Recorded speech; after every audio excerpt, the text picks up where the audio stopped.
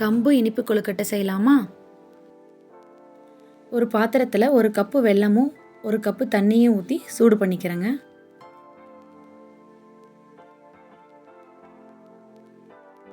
தண்ணி நல்லா கொதிச்சு வந்துருச்சு. இப்போது அந்த வெள்ளைக்கட்டிகள்லாம் கரையிற அளவுக்கு நல்லா கொதிக்க வச்சு கரைச்சி எடுத்துக்கிறேன்.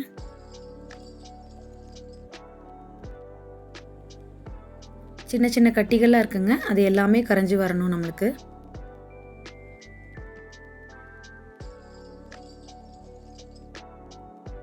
கட்டியெல்லாம் கரைஞ்சி நம்மளுக்கு பாகாயிருச்சுங்க. அதை நான் செக் பண்ணுறதுக்கு ஒரு பிளேட்டில் தண்ணி ஊற்றி அதில் இந்த பாகிலேருந்து ஒரு ட்ராப் ஊற்றி பார்த்தோம்னா நம்மளுக்கு கரையாமல் இருக்கணும். இந்த கப்பில் 1 கப்பு கம்பு மாவு எடுத்துக்கலாங்க. அதில் 1 கைப்பிடி தேங்காய் துருவல் சேர்த்துக்கலாம். 1 டீஸ்பூன் வெள்ளை எள்ளு சேர்த்திக்கலாங்க. 1 டீஸ்பூன் ஏலக்காய் தூள் சேர்த்திக்கலாம். இப்போது நம்ம காய்ச்சி வச்ச பாகை கொஞ்சம் கொஞ்சமாக ஃபில்ட்ரு பண்ணி இந்த மாவு கூட சேர்த்திக்கலாங்க.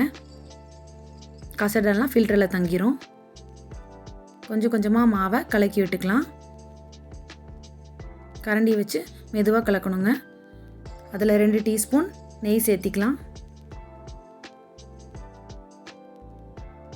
இது எல்லாத்தையும் கொஞ்சம் கொஞ்சமாக கொழுக்கட்டை பதத்துக்கு பிணைஞ்சு எடுத்துக்கிறேங்க.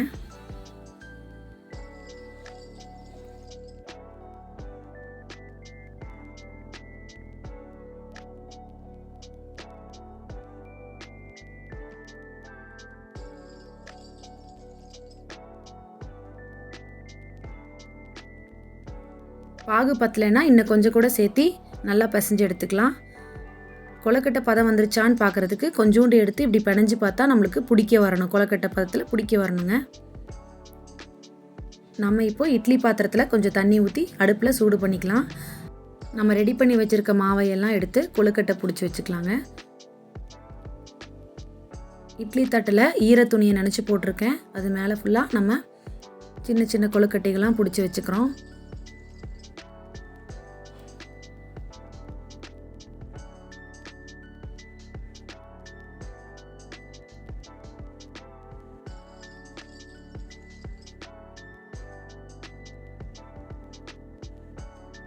இந்த கம்பு கொழுக்கட்டையில் தேங்காய் துருவல் சேர்த்திருக்கனால நம்மளுக்கு நல்லா டேஸ்ட்டாக இருக்குங்க.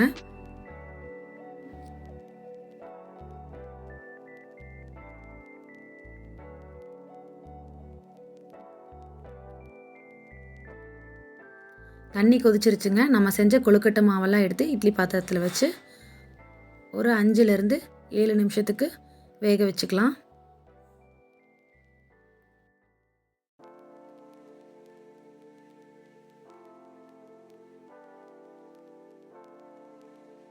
கொழுக்கட்டை 5 நிமிஷத்துலேருந்து 7 நிமிஷம் ஆயிடுச்சுங்க. எடுத்துக்கலாம்.